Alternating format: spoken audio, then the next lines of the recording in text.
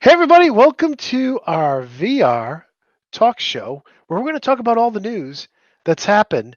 And it's kind of cool that our first show happens like the day after the Rift S and the Valve Index. All kinds of good information comes out about that. Now, we kind of knew a lot about the Rift S, um, but today is when we found out, when it's going to be shipping and when you can pre order it. And the same thing for the Oculus Quest, too, right? And but in a very bold move, Valve, who was supposed to release their index, have like their public release of the index information on Wednesday, today, May 1st. Last week, they told all the journalists that they were going to make it available, lift the embargo on Tuesday at 10 o'clock. 30 minutes before the embargo lifted for the Rift S and Oculus Quest. So lots to talk about. And here with me today is a good friend who I've done hundreds of podcasts with, who is actually the host over at the E2KG and Rounding Off Infinity YouTube channels, and there'll be links in the description to both of those channels. My very good friend, Zusadamas or Agaskacles, I just call him Aga, and let me bring him up. Say hi to the folks. Hey, how's everybody doing tonight? It's good to be back talking games and tech with Gray. We have been doing this a very long time, so long that they should have made a T-shirt by now. But we are back at it again. New topic, new digs, same team. Same team, that's right. Tell us a little bit about, before we get into VR, tell us a little bit about what you're doing over at E2KG and ROI. Yeah, so E2KG is kind of the thing that grew out of the preceding Band of Gamers podcast, which Gray, of course, extends from your legacy. And after that group kind of completed the content loop that it desired, the three remaining members got together and talked about, do we still want to keep doing this, and blah, blah, blah. And actually DBQ came up with a very poignant statement, and part of that statement was, is it enough to keep going? Hence, we branded the new YouTube channel Enough to Keep Going, and that became the core show. And we've gone through a few different formats. Right now, what we're doing is it's every other week. We do 1 week we do what we call a GX show, or a gamer experience show, which is essentially us talking about our playlists and all the games that we've been playing. We do a thing called Picks Plays, where we kind of assign a homework assignment to all the co-hosts that aligns us to play the same kind of game, topical game. So, for instance, most recently, in honor of the advent of spring, we kind of said, hey, everybody go and play like an outdoors game. It could be a sport or just something outdoor oriented. So we played MLB The Show 19. Some people played Trials Rising. A couple guys played a golf game, and we talked about those. And then every other week, we do what we call the deep dive format, which is basically our news show.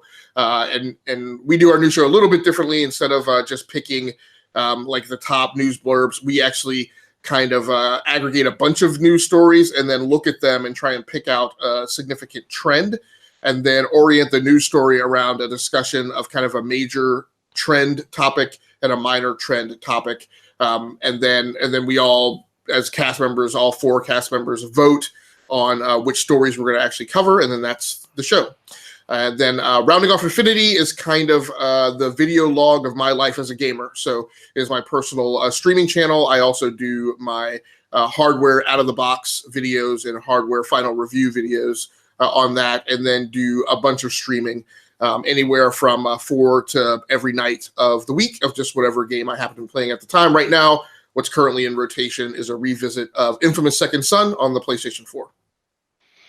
Awesome. And I just, if anybody's just watching the channel for the first time, over here at the Gamer Show, we have a couple different series. We have Elite Cast, where we get together, usually 3 or 4 guys, and we're playing Elite Dangerous together on PC now. We started on Xbox. We do Live from the Oasis, which is our VR Let's Play series, where we're playing tonight. We played Carnage Chronicles, a 4-player co-op game. We play games like Battlezone, Star Trek Bridge Crew, just Project Cars 2, all kinds of games. And then, of course, we have this new VR news show. So now we're done with the introductions. You know who we are. You know our pedigrees. Let's talk about, let's see if I can do a screen share here. Let's talk about this. And this is I think the biggest news right now, the Valve Index. And I really, I've been talking about this a lot for the last couple of days. And Aga, I'd love to get your thoughts on what they announced yesterday for their product. Yeah, well, it's kind of interesting, actually. So on E2KG, we do our daily conversations about games in Flock, which is kind of like Slack, as it's our client. So in the Flock client today, there was heavy discussion around Epic's just outright buyout of I think it's Psyonix, the company that makes Rocket League, and one of the cast members asked, is Steam actually is Valve actually responding to this exclusivity assault by Epic? And I said, yes, they responded by releasing a $1,000 VR headset that is clearly designed to cater to the rich and declare that VR is the future of gaming. So that's kind of part of what I felt like when I saw this thing. As a current Vive owner, I'm kind of excited by the product because of the way you can mix and match new components with the old. That's a key element of this. You can just buy the headset or just buy the controllers or just buy the new base stations or lighthouses, as Vive owners refer to them, and integrate them with your old Vive headset. That is probably an approach path that I'll take to upgrading. But I was amazed at the price, particularly for a company that's currently there's a lot of people championing Steam versus Epic, but the ones that are on the Epic side of the fight there's very much a discussion of Valve's kind of pecuniary return policies, for instance, when you try and get a game refund, but also about obviously the high profit margin that they extract from developers and publishers, holding back 30%, I believe it is, of the funds for the purchase of a game. So I don't necessarily think that releasing a $1,000 VR headset, regardless of the high fidelity that it is, really does a lot for them from an image perspective. I don't know. What do you think, Ray? Well, and I think that's let's talk about that. So Steam is touting this as a high fidelity VR headset, and everybody who I've watched, like the boys over at Tested, and a lot of people, a lot of other YouTubers like Nathy and Mike over at the Oasis, they all are saying that this thing is just awesome, right? This is an awesome headset. But here's a problem I have with that. The headset has the same resolution per eye as the original Odyssey, as the Vive Pro, as the Odyssey Plus. So how great can you make the lenses? You know what I'm saying? Like, how much better can the lenses on this unit be than those three other headsets that are already out there, right? And like it has a mechanical IPD. I think everybody does. I mean, I'm sure the audio is awesome, but for $1,000, And here's my other feeling about this is, I was hoping that the cameras in the front of the unit were going to be usable as for inside-out tracking, and the base stations, the lighthouses, were going to be optional, and that wasn't the case, right? The cameras don't even do anything. Like there's no built-in flashlight functionality, right? Which is kind of sad. And I don't know. Maybe they ran into problems with the when in development and whatnot. I don't know, trying to get that functionality built in. But long story short, everybody says it's a great headset. Everybody says it's awesome, but in reality, all right, so it can do 120 hertz, but will you really notice 120 hertz versus 90 hertz? A lot of people are saying, oh, yeah, I can, but I don't know. For me, next gen was 2K per eye, right? Inside out tracking with 4 or more cameras. And, um, of course, you want good audio built into the unit. But and then only 2 wires, right? I just want video and USB 3. I don't want to have to put external sensors up around my room like I had to do with my Oculus Rift. So you know, the lighthouses don't take up USB 3 ports, right? That's great. But still, it's look, if you get $1,000, you want to get into VR, this is a great headset to do it. I'm disappointed because none of the headsets that have come out, we get the Rift S, right? I love everything about the Rift S except for the resolution. It's lower than the Quest. And I'm like, if the Rift S had the same resolution as the Quest, which has the same resolution as the Index, then I would have been fine. It's a great 1.5 upgrade. I got 5 inside-out tracking cameras. I don't need the 3 sensors and 3 extra USB 3.0 ports in addition to the one the headset uses. So yeah, I would have been happy with that. But the fact that they went with the Rift S being a lower resolution, like 1280 by 1440, and don't quote me on these specs. I'm just drawing off the top of my head. I'm disappointed. I mean, the price is right, 400, but I'd rather pay 500 to get the higher resolution. Matter of fact, I'd pay 500 for a Quest if I could use it with my PC. I'd even pay 599 for a Quest if I can use it with my PC, because it has the 1440 by 1600 resolution per eye. So Well, I don't know. Go so ahead. so can we talk a little bit? So I completely agree with you. My biggest issue with the Valve Index is this doesn't feel like a $1,000 upgrade. And again, so there's a couple things I'd like to talk about. No, so number one, one of the critical problems with VR is it is, in my opinion, it is fighting the tablet PC battle, right? Which is tablet PCs were never accessible from a conceptual perspective, right? Like normal human beings just didn't get why they needed one. And there was never a product bubble created around those things that created that on ramp for people, and they never came down in price sufficiently to the point where people wouldn't care about evaluating whether or not they needed one.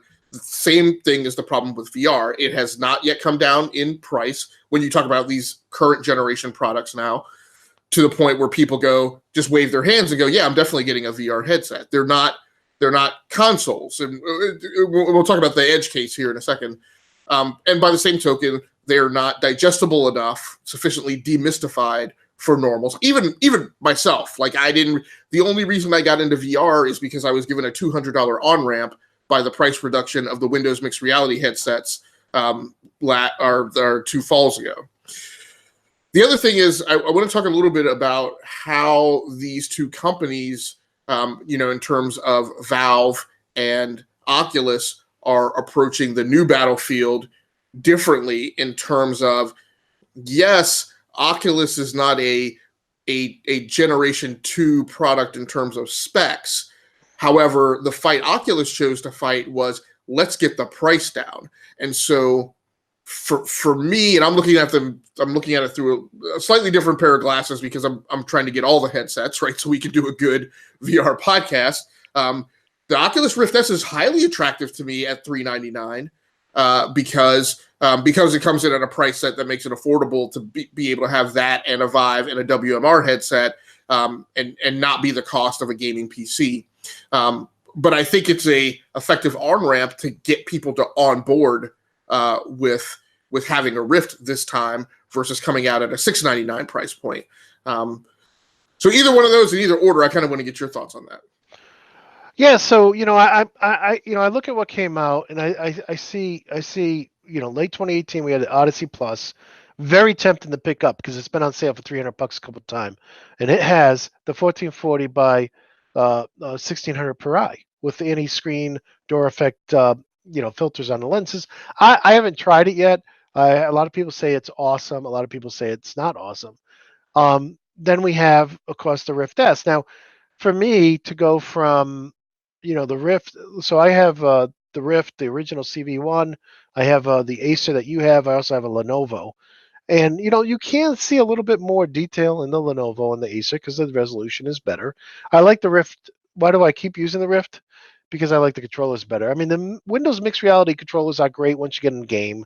Originally, there was a lot of consternation because the vendors were saying we support Windows mixed reality when they weren't adding actual, clues and tutorials and proper settings for the actual Windows mixed reality controllers. That seems to have been fixed in most of the games that we play. So if you're playing Star Trek Bridge Crew, it shows you the Windows mixed reality controllers. It tells you, what buttons to press. When they first came out, it was still showing like Rift controllers or Vive controllers, and that doesn't work. I mean, all three of the systems have substantially different controllers. I mean, the buttons are in different places or whatnot. So that said, I don't want to upgrade just to from the Rift to a Rift S just to get rid of my three sensors. I really need to gain some resolution. And so then we go to the Vive Index. Okay, it's still that 1.5, 1440 by 1600 per eye resolution. That's what I'm calling the 1.5 gen of VR. But, it has great speakers, it has great comfort, but the fact that I still need to hang two things up on my wall and that the controllers are $125 each. I mean, they look cool, but they're not as cool as the Rift, the touch controllers. The touch controllers are perfect, right? So yeah, the Knuckles can do new things, but tomorrow when you get your headset, all your games aren't going to support them. So there's going to take time for all the vendors to add support to them. So in $1,000 now, look, if you already had a Vive, you're looking at $500. You can use your Vive controllers, you can use your Vive lighthouses. $500. That's actually a pretty decent upgrade. And much better than trying to buy a Vive Pro, which I take the Vive Pro and I take the Prime X and I take them out of the realm of discussion because of their expense. They're too expensive. To me, the ballpark, you definitely have to be under $800. You probably have to be under $700. $600 is top end in my opinion. So the other headset that's been announced, I don't know if a ship date's been announced yet, is HP Reverb, which I love the 2K per eye, right? 2K by 2K per eye. Awesome. Everybody still says it's the clearest VR headset on the market. Problem is, they did nothing to iterate the controllers and they did nothing to iterate the tracking. They're still on the two camera. Now, Microsoft released Windows Mixed Reality in 2016 to the vendors so they could release their headsets in 2017. It's 2019. You mean Microsoft hasn't done anything to come out with a Windows Mixed Reality Tracking 2.0 where we can have four cameras, where we can have maybe an updated version of the controllers, maybe a little less.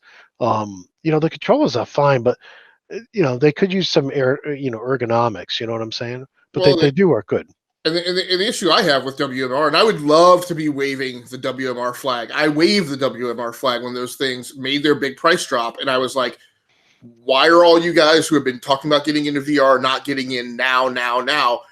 My big problem is that, and it's improved, was originally when I got mine and you went to Steam, the compatibility was it was an API to an API, and there were problems with that. There is some usability jank to the WMR headsets in terms of the way that Windows implements Windows Mixed Reality, and it constantly wanting to take supreme control and cursor focus for your application window. Hitting that flipping window plus Y button to try and bounce out of your game window to the other things on your desktop is incredibly infuriating, particularly when it's unreliable and it doesn't always work. I have sat here and jammed away spamming the window plus Y button in an effort, and I've had to do window button plus Y and then Alt Tab and then Alt Win and do all types of crazy keyboard gymnastics to get out of that blasted window. It's still, to me, it's just not smooth enough. Even though now you see more frequently that WMR supported button a lot more in Steam and it's native, it still feels like it's not quite as baked as Rift and Vive compatibility. And a big thing for me was I haven't seen, it seems like Microsoft is much more focused on championing HoloLens, and there doesn't seem to be any additional support going towards WMR. And a big signal for me was when those WMR headsets came out, I felt like the next strategic jump would have naturally been for there to be an announcement that those WMR headsets were supported on Xbox. And when they weren't, I was like, oh, that seems to be a strategic indicator that that's not the way they're going. So to me, Vive and Rift still seem to be the way to go. I am left questioning, as you are, what's the upgrade path for people who went VR early? It seems like most of these headsets are oriented around doing a minor tech fresh. I mean, they're kind of the Xbox One Scorpio of first gen VR, of doing a tech refresh in an effort to onboard people who would look at those VR headsets now and go, those are old, they came out 3 years ago. Yeah, I think if you're just getting in to VR right now, you have a great choice. But to me, it's like every product that's out there. We talked about the Odyssey Plus, the Rift S, the Index, and the HP Reverb. None of them really fit the upgrade path, and I think that's the problem for everybody who's jumped in early. I think most of the people I play with, most of my friends who I play VR with, have the Windows Mixed Reality because they got them on sale for a great price. As a matter of fact, the reason I bought two so I could play with my grandkids was because I got them for $199. A phenomenal value, phenomenal value. That said, I think an Oculus Rift S is a good value at $399. But I already invested $500-600 into my Rift. I want something more than just slightly better. I mean, the resolution on the Rift S is less than my Windows Mixed Reality headsets, so it doesn't feel like an upgrade path for me. Index, $1,000 to get the same resolution as a $300 Odyssey Plus, and I don't have to mount anything on my walls on the Odyssey Plus. But the problem with the Odyssey Plus, no next-gen controllers, no next-gen tracking. And that's the problem with the HP Reverb. No next-gen controllers, no next-gen tracking. Next-gen display is 2K by 2K per eye, phenomenal. But who's going to put it all together? I mean, who's going to give us next-gen controllers like the Oculus Touch? I think that's a great, that's why you see the Cosmos and you see, I mean, Knuckles is different. I mean, Knuckles is a different controller. That may be the next-gen controller. I don't know. At $140, $125 a piece, they're kind of expensive. Even the Touch, when they first came out, were only $100 a piece. But in any case, I do like what Oculus is doing and Cosmos is doing. Vive Cosmos is doing with the controllers. Maybe Oculus will be worth the upgrade. Only time will tell. But we need touch-like controllers if we don't get Knuckles. We need inside-out tracking. Now, I understand if you are a VR arcade, right? If you are a VR arcade, you're going to want the Lighthouse 2.0 because it quadruples the space that you can run around in. Look behind me. It's not going to be a problem here. You know what? I'm looking at 9 by 9, 10 by 10. I don't need to spend $300 on Lighthouse, 2.0 base stations. You know what I'm saying? Give me decent inside out tracking. And then if I want to get nitty gritty, give me the option for the external sensors. But, make the thing portable so I can put it in a box and take it with me when I go visit my friends and connect it to my computer, And the fact that they recommend a 1070, a GTX 1070, and I think earlier in the week I had said it, RTX. One of these news sites I was following actually had RTX and they changed it to GTX. But, my laptop's a GTX 1060, so I don't even have the recommended video card in my laptop. So, the HP Reverb has the graphics, but not the controls and the tracking. It's like none of these. We got 4 headsets, and none of them, give us next gen and all, or even 1.5 gen in every category. And that's what frustrates me.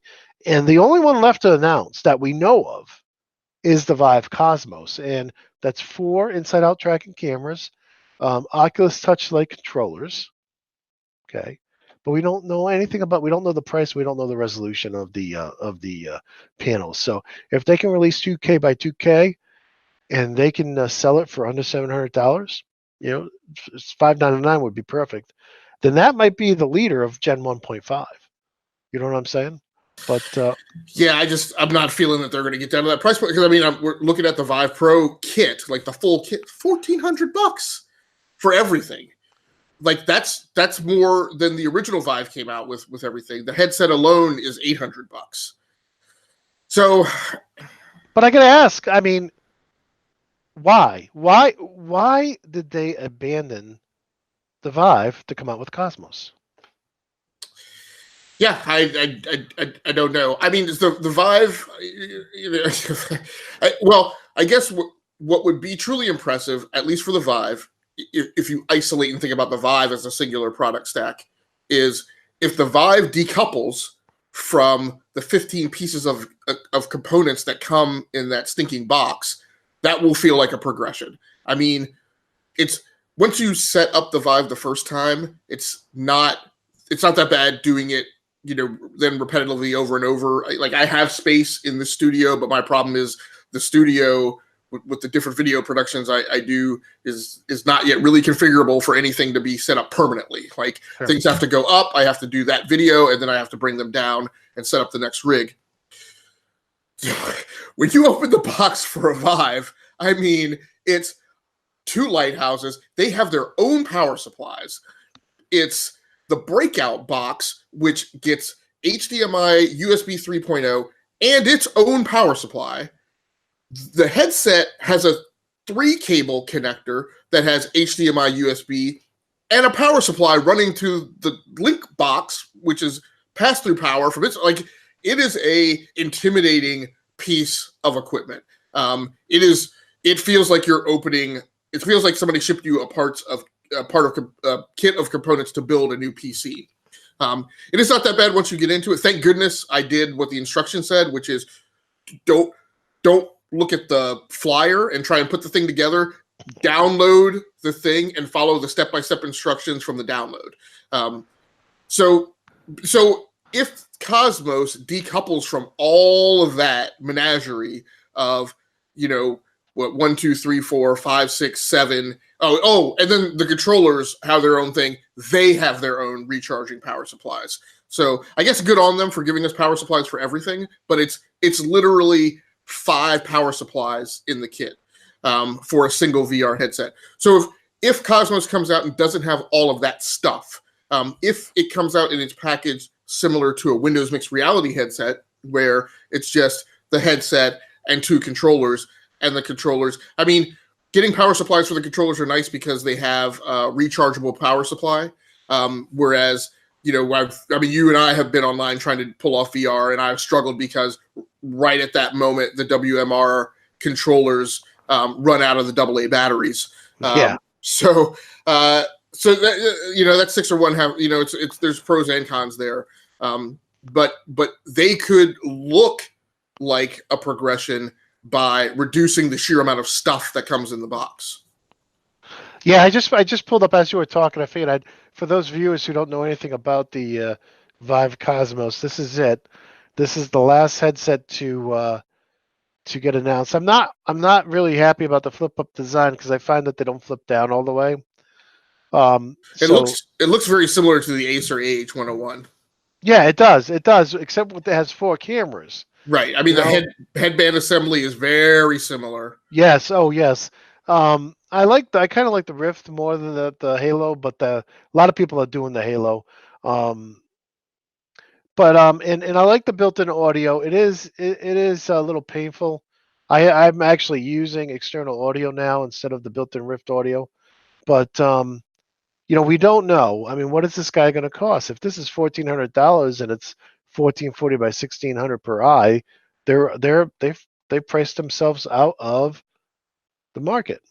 But I'm glad you brought the webpage up. That's the first time I've looked at it. It doesn't look like it. It looks like to me it's going to be exactly what I was saying. It's going to be a WMR headset like device with just a cable to the headset.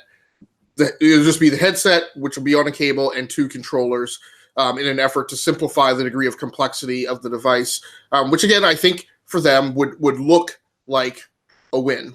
And I think it looks like it's also targeted towards my guess is that it's going to come in competitively priced against the Rift S. Yeah, I think if they have a lot better resolution, they can charge more. Maybe they'll have two models. Maybe they'll have a 1440 by 1440 to compete with Windows Mixed Reality and the Rift S, and then maybe they'll have a 2K 2 by 2K, which would be great because you know what? I'll spend, I prefer to spend, $599, maybe $649 to get that 2K by 2K. But yeah, we'll have to see. I mean, I think that's the quandary a lot of people are in. I mean, if money's no object, get the Index. Why not? But you're really getting the same resolution that we had in 2017 with the Odyssey from Samsung. So it's not like you're getting this great new resolution. You're getting a higher refresh rate at 120 hertz. I know they have a 144 that's in beta refresh Yeah, rate. experimental, which I read Experimental. as unsupported. Which means if Yeah. you turn it on, if it works, great. If it doesn't, don't call them. Yeah, I think a lot of times, with software development, as you know, as we both have been through, you can't always get everything done in time. um, so before we leave the news section of the show, Aga, anything else you want to say about the Vive Index? I'm sorry, the Valve Index. Look, I wrote Vive. The Valve Index, the Facebook F8 and the Rift S, and let me ask you a question before we even go into that. What is your next headset going to be? So actually, interesting enough, so I came home and immediately pre-ordered the Rift S. Awesome.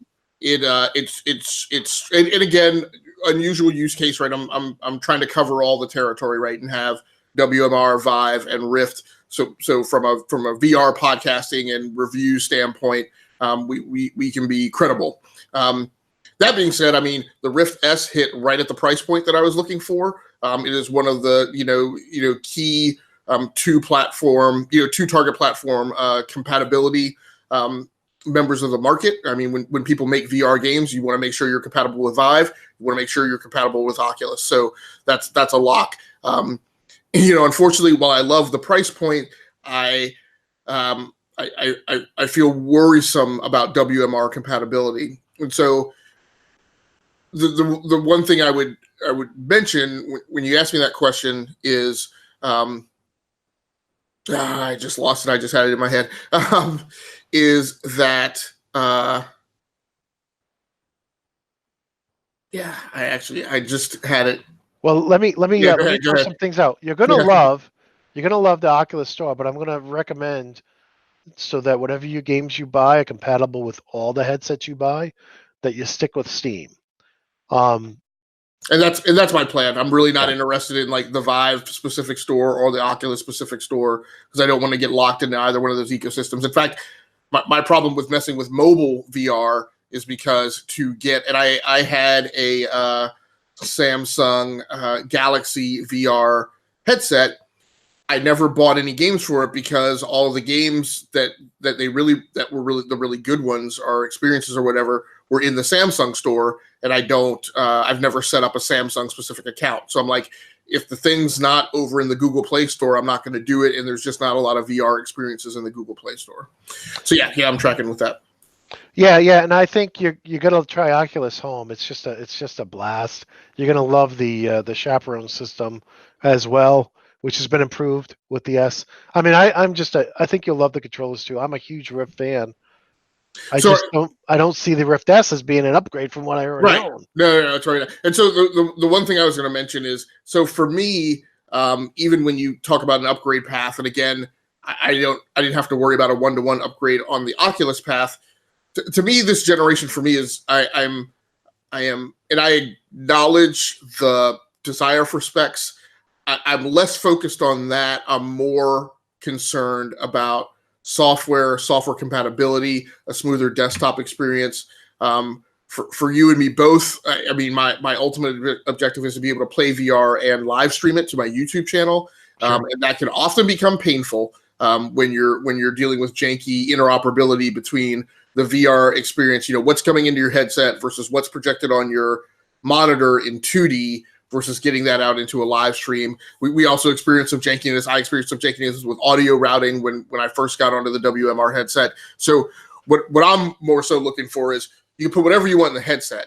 Just between Steam VR and interoperability with the Windows desktop, that's what I need cleaned up. And so I wind up landing in this iteration more firmly in, it's the Oculus camp or the Vive camp. Whoever has the best price point, I will accept and acknowledge the fact that iLens resolutions may not uptick from the initial generation. Yeah, I think I can't say anything bad about Oculus. The hardware's been great. The software is awesome. I love this software. A lot of frustration going from Oculus to Windows Mixed Reality. Simple things like resetting your view. Oculus has an Oculus button on the touch. You press it, it brings up a thing. Reset your view.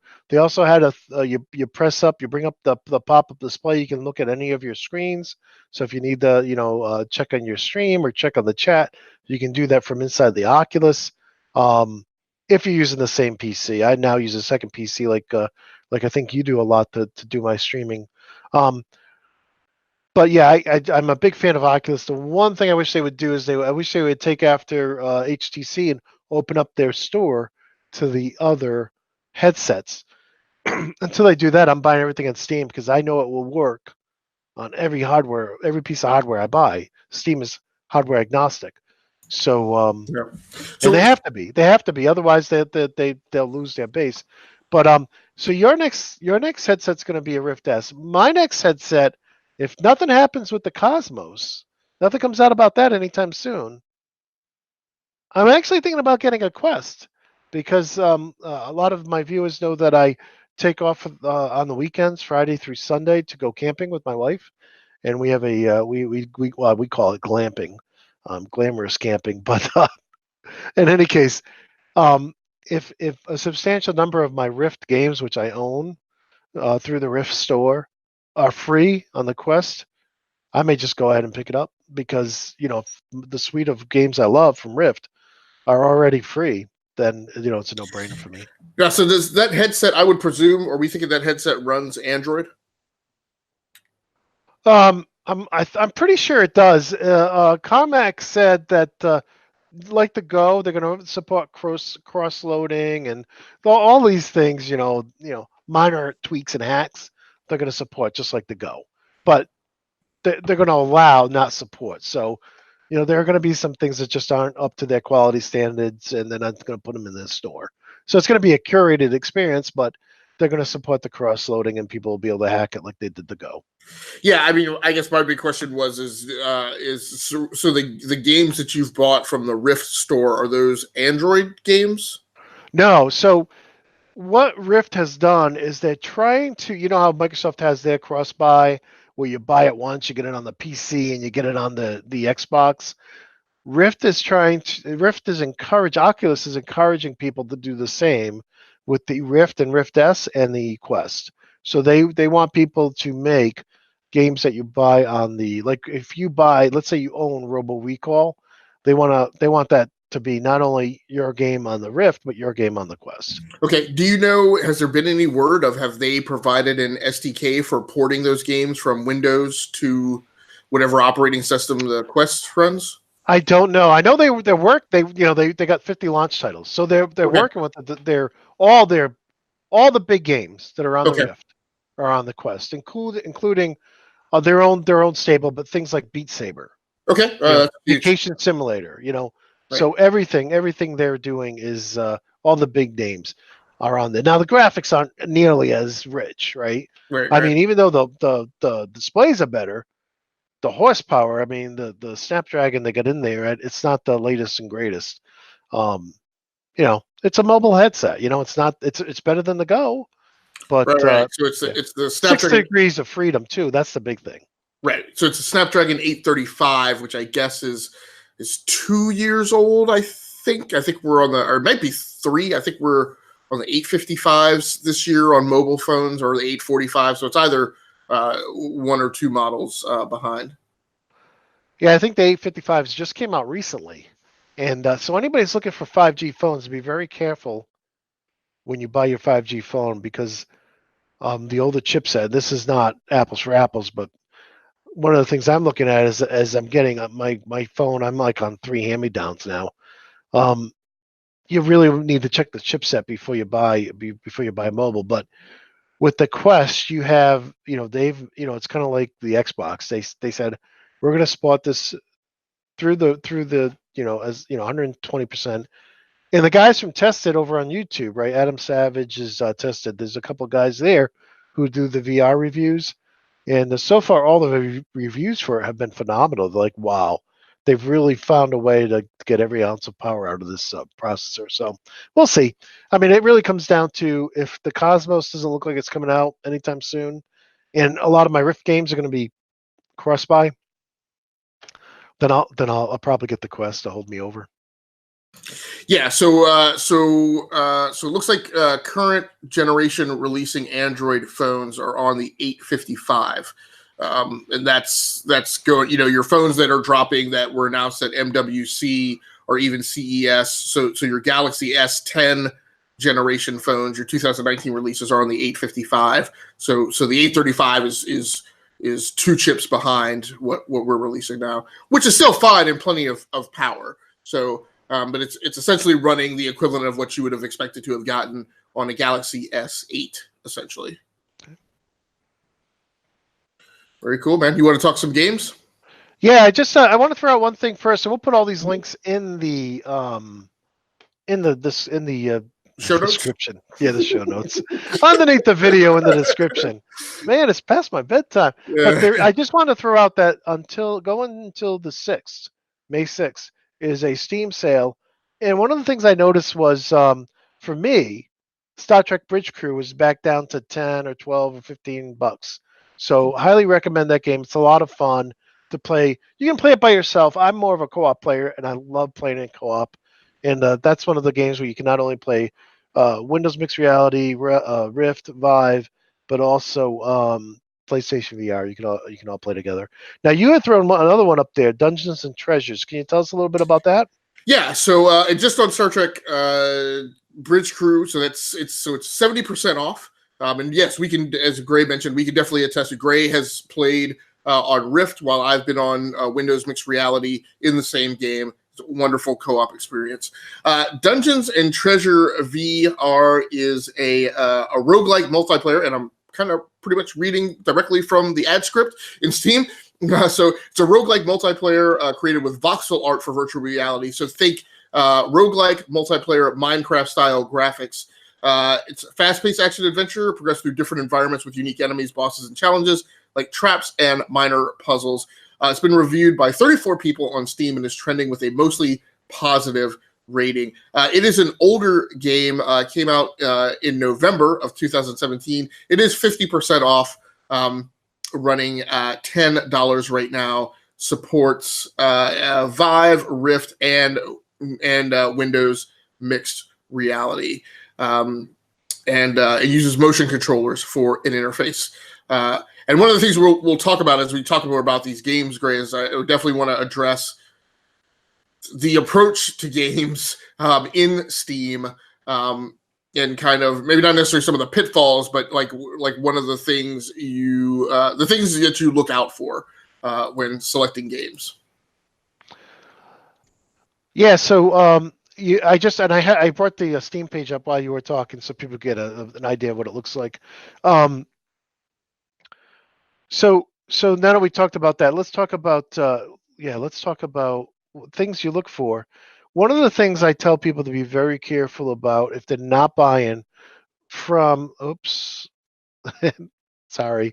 If they're not buying from Steam, you're going to be very careful about cross-store play, because a lot of the indies let Steam or Oculus spin up the server for them, and then there's no cross-play.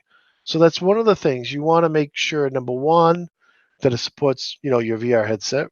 You want number two, that it supports motion controllers if that's important to you. And number three, that there's cross play between stores. So I won't buy anything on the Oculus store if it doesn't support cross play with Steam, because most of my friends are on Steam. So those are the important things I look for. And aside from the reviews and the updates too. So I like to see what the people are saying in the discussion area. Are people having problems with the game? Is the developer updating the game? Has it been abandoned? So those are my thoughts. How about yours? Yeah, the tough thing for me, and the reason I picked out Dungeons and Treasure VR, is the hardest thing in buying games on Steam is there's not a ton of VR players out there, and there's frequently a ton of games that are on Steam that haven't been reviewed by users, and it's tough. Like, I like to be on new games, and when I do my standard search vector on Steam, what I wind up with is I wind up surfacing a bunch of new games that no one has reviewed. Now you're in the position, right, of, this is back like 20 years ago on the PC, you're now in the position of, am I going to be the guinea pig that buys this thing and winds up not liking it? So you have to come up with an attack paradigm on how you're going to approach that. It definitely kind of shifts my paradigm on games, where on PC games, I do not do early access. I'm not paying to help you test your game. You test your game, and when it's ready, let me know. But VR kind of might require a slightly different approach. This is kind of analogous to my approach vector on Nintendo systems, where sometimes to get the games that I want on Nintendo, like first-person shooters and driving games, I sometimes have to have a different scale, right, of what I normally look for in a review score, because those games just aren't as largely prevalent on a Nintendo platform. There's definitely an analog in VR, where you might have to be a little less risk averse to diving in and trying out a game, which again makes it hard when you're on Steam and there's not really a consumer friendly return policy. You got to pick and choose what your acceptable price points are for taking the risk to experiment on something that somebody else hasn't reviewed yet. Yeah, and that's a good point. I think I've been fortunate so far. I mean, most of what I'm looking for is co-op. So I've been very fortunate that I've bought them, I've tested them, and if they've worked out, I've told the guys, hey, yeah, go ahead and pick them up. But you're right. I mean, almost all the VR games I have on Steam are early access. Not Star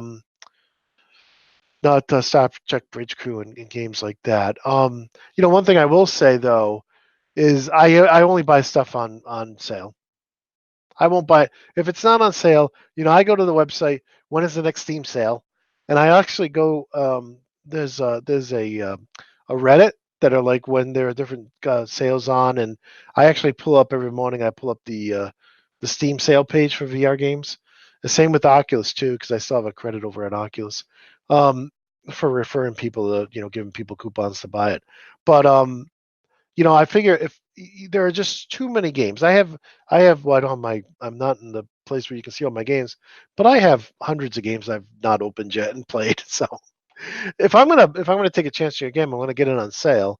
And I have not been disappointed. All the games we're playing over on Live from the Oasis, Carnage Chronicles, Star Trek Bridge Crew, Battlezone, Furious Seas. They're all a lot of fun. And maybe that's a good segue. Go ahead. I'm sorry. No, that's a great hack, which I've learned something as well that I'm going to use. So your Reddit thread is VR game deals, all one word.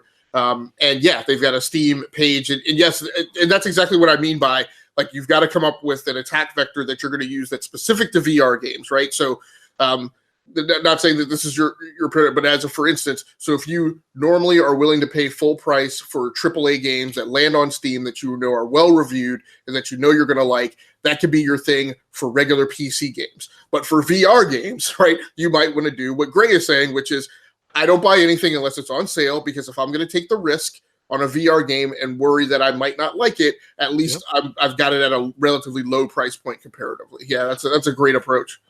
Absolutely. I think at this point, you want to go into our gameplay experiences yet? Yeah. All right. So I'm going to talk about Battlezone, then I'll kick it over to you to talk about Project Cars, and I'll come back with Carnage Chronicles. So on Live from the Oasis, we played Battlezone, and the game is a blast. Okay, it was on sale. Normally it's $35. Now this is a gold edition. This is like they've had, add-ons, all kinds of extra stuff that comes out. They bundled it all in one, and they even have a non-VR mode, which I think is great, because one of our good friends downriver does not have a VR headset yet, so he's able to join us just like he can join us in Star Trek Bridge Crew, which I think is phenomenal. I think all games should be like that, So in any case, the game was a lot of fun, but it's also a little confusing. Like inviting friends didn't work. Like it would bring up the pop up, but you couldn't actually select your friends to invite them.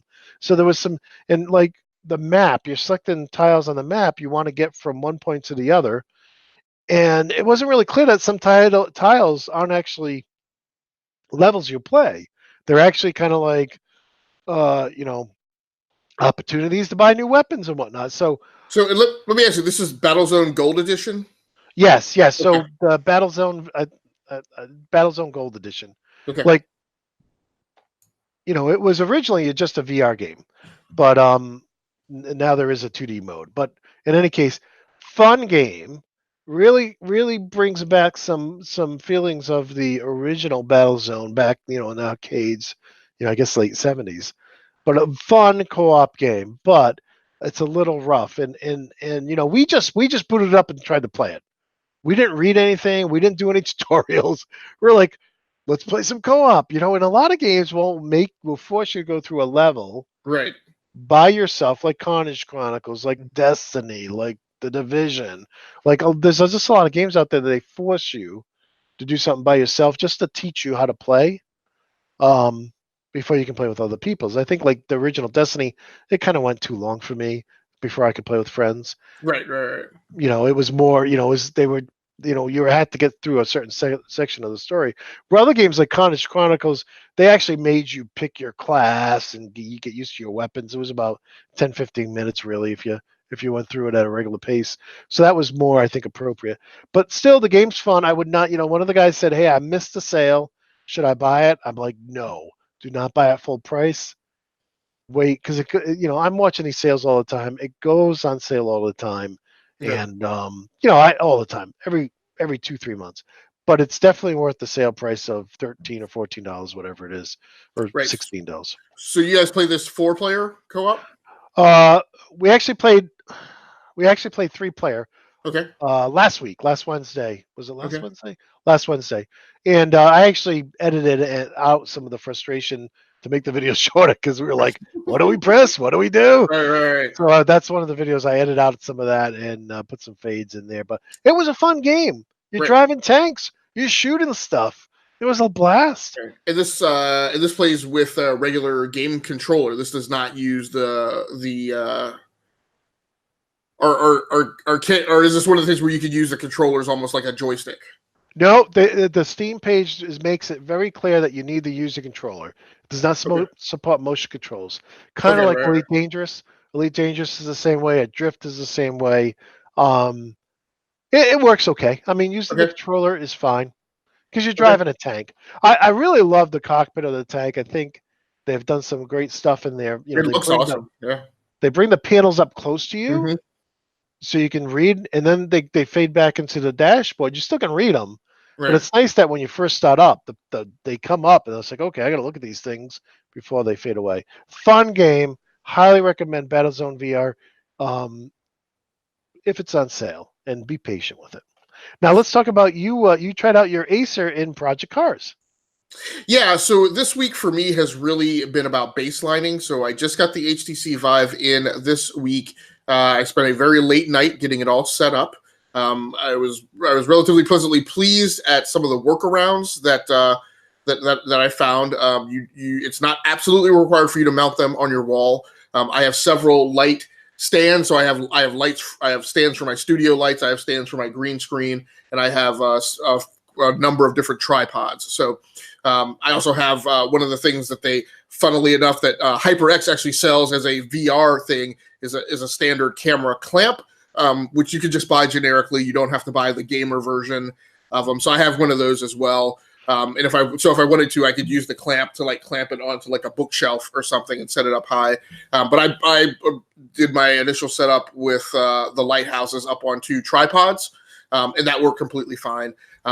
There's also a lot of Baba Yaga stuff out there about how you have to mount these lighthouses. They just need to be able to see each other, and they just need to be able to project down into the space that you're in.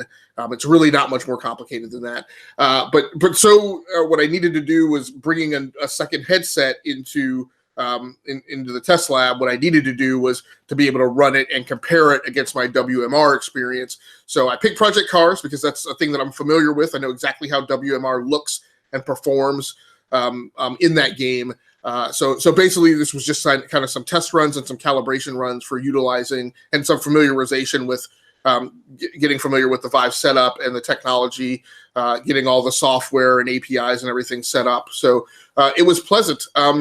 The overall experience in Project Cars is better. I don't know that it's $300 better, but again, what I will say is it's almost worth the additional $300 just not to have to deal with that stinking win plus Y button.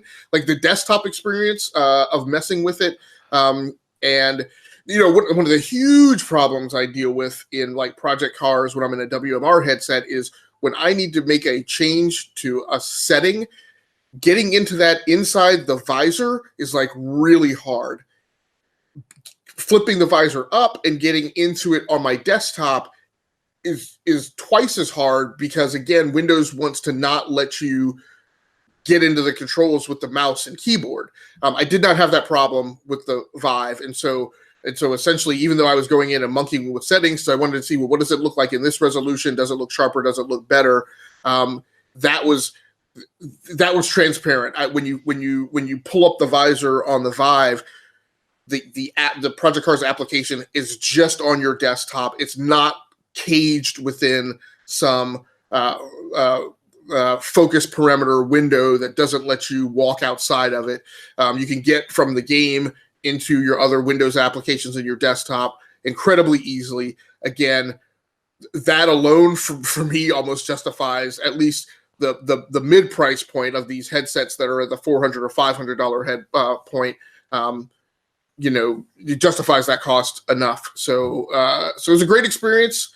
Intimidating opening the box, but once I had it set up, it's really not that bad. Yeah, I'd love to get your because the Windows Mixed Reality and the Vive and the Rift S you're getting all have different resolutions. I'd love to get your opinion of each. I'm really gonna want to know your thought process on that. Yeah, I'll say right now, my big thing that I was looking for is, man, and the whole reason I was willing to put the money out to get the Vive is I just didn't know that I was seeing the sharpest picture inside the Acer headset. At least for Project Cars, which again is an older game, yeah. The Vive does not provide leaps and bounds better clarity in the picture. What I can say is the IPD distance, the IPD was better for me. There's less what I call fuzzy walk off inside the visor, which in a WMR headset, in the Acer headset, unless my pupils are like dead spot on, like the center points of those lenses, everything gets a little fuzzy. And what I experience in the Acer headset is if I'm looking at the center of the visible surface area, I'm fine. As soon as I look off to like a corner, that's fuzzy, and I have to kind of readjust the headset. So I spent a lot of time like having to readjust the headset. That might be because of the Halo fit. So whether it's because of the more accurate IPD or because I do overall like the better fit of the Vive, I prefer I guess what I call the kind of the gunslinger harness on the top of the Vive is a lot better, and you can adjust it a lot more so to fit. And I get less of that fuzzy walk-off inside. So it didn't look leaps and bounds. It wasn't an increase in clarity by leaps and bounds, but it was a noticeable improvement in fuzzy walk-off being inside the Vive headset. And then I'll definitely let you know when the Rift S comes in. We'll definitely have another opportunity to see, what that delta is. Yeah, when I first got my Rift, one of the things I learned playing Elite Dangerous with it, I'm a big Elite Dangerous player, is that, I can't look side to side. I really had to look straight ahead and turn my head because there's a sweet spot. And the farther you get away from the sweet spot, the more blurry it is. And, that's tough. That's something that's Gen 1. That's part of Gen 1. I did start Steam. What Steam? I did start Skyrim VR over in my Lenovo, and I was like, I play with my grandkids in VR. We usually play Rec Room or Trickster, which is a fun game. Gonna throw them a bone. Um, and something happened. One of the eyes stopped working. We couldn't see any physical damage. Got it replaced in the warranty, and that's why I to test it out. I said, let's do some Skyrim VR, and I was like, wow. Except for the fact that I don't feel like the headset, like I got to push up the back. I don't really feel the headset's coming all the way down because of that flip up design. Um, I mean, I just think for $200, how can you go wrong? I mean, my friends who play with me, most of my friends have the Windows Mixed Reality. Same reason you have it because it was 199. What a phenomenal deal! Um, but yeah, so I'm very interested to hear your thoughts on that. I want to also throw out just tonight on Live from the Oasis, myself, Sir Macebite, and Sir Ocelot played Carnage Chronicles. I can't recommend that game enough. I've heard somewhere that only three people that there was a three developer team that made that game, but that game was originally a single player game that they added co-op to. And if you want a dungeon crawler, I mean the problem with Trickster is it's not a dungeon crawl. You're like outside in the sun, so it's great because my grandson, my 9-year-old grandson, doesn't like going into dark places. He's kind of skittish about that stuff. So we have fun that, and there's no, dismemberment. It's not gory or anything. It's definitely PG-13, if not Y7. But in any case, long story short, Carnage Chronicles. Watch our live stream from tonight, which will be up tomorrow. We had a blast. It's a gorgeous looking game, even in the original Rift. And if you want to do some dungeon crawling, this is another game that goes on sale. I think it's $25, but it goes on sale for 15 or 17. Fun, very fun game. So I can definitely recommend Battlezone VR, Carnage Chronicles.